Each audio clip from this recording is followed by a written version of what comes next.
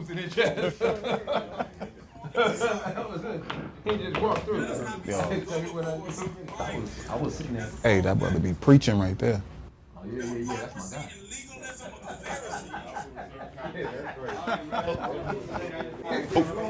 Oh, I got you, bro. Right here. You good, right here, bro. You good, I got you.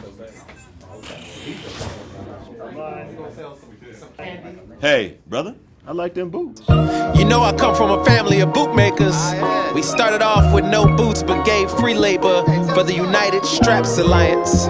We petitioned, protested, and died to prove that all God's people deserve shoes and should be paid for their labor. Free contractors and free traders. But after much debate, it all went south. Some wanted a union, others walked out. All-out rebellion. There wasn't much civility. You would think that bootmakers could tame their tongues, but they would rather fight on their heels. Nevertheless, my great-grandfather would say, getting access to boots wasn't just human determination, it was a divine act of the Lord God himself. Heaven heard our cry, because how beautiful are the feet of those who bring good news. And you can't have beautiful feet with corns and blisters all over them. And soon we would have our own shops, our own materials, our own contracts that were reconstructed. But not too long after the contracts were signed, they took it back.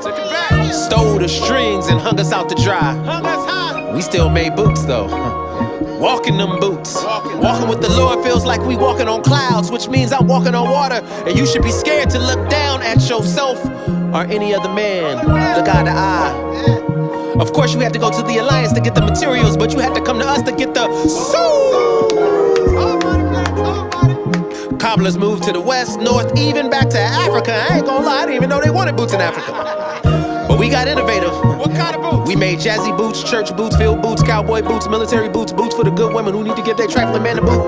What color? We had blues, red bones, a variation of browns for the mulattoes.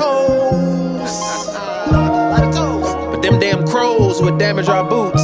Somehow they would set fire to our shops. I don't know how they did it, I ain't gonna explain it, but the United Straps didn't care. They had the Chinese and other immigrants to make boots for them. But my family organized the boot camp. We marched all the way to Washington, Birmingham, Selma, Memphis. We just wanted to make boots like everyone else.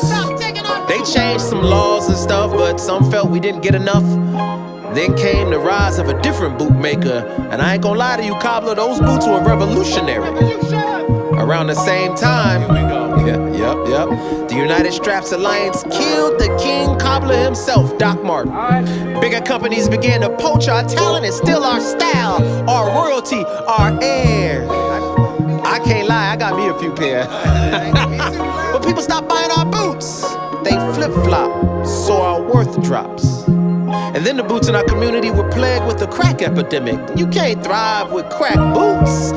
The Alliance gave us crack boots and then decided they're gonna penalize us for selling them. My cousin got penalized for selling crack boots, but George Jr. sold some dusty boots, and became president of the Alliance. Somebody gonna throw a boot at that man, I promise. So what do you do when you have a million bootmakers and no union? Some bootmakers turn bootleggers. Some bootmakers talk about revolution, but it's all air pollution. Some gave up boots altogether. Some bootmakers went religious and some chased the digits. Serve the Lord feeling blessed. Make a life or make a check, I don't know, maybe both. What's the quote? I digress. Money don't grow on trees, but it's starting to grow on me. And all the time I spent worrying, I could've laughed more. If I didn't chase the money, I could've had more.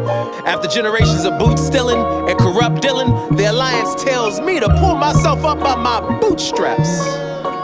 The sheer science is gonna make me fall back. My friend, have you discovered a loophole in Newton's physics that the rest of us somehow miss? Unless you've mastered the art of applying an external force to yourself from within your own system, you ain't pulling yourself anywhere. You just tugging at your shoes, lost and confused.